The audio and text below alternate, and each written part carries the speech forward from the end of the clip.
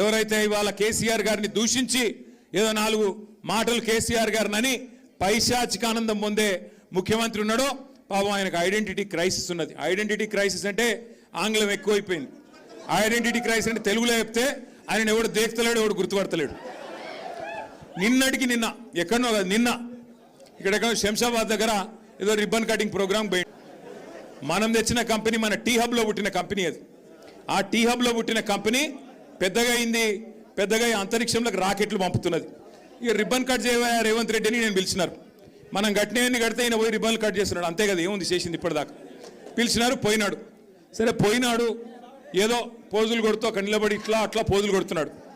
ఆఖరికి అక్కడ పిలిచే యాంకర్ అమ్మ ఉంటుంది కదా, ఆ అమ్మాయి ముఖ్యమంత్రి గారు అని చెప్పి శ్రీధర్ బాబు పేరు చెప్పింది తప్ప ఈయన మాత్రం గుర్తుపట్టట్లేదు.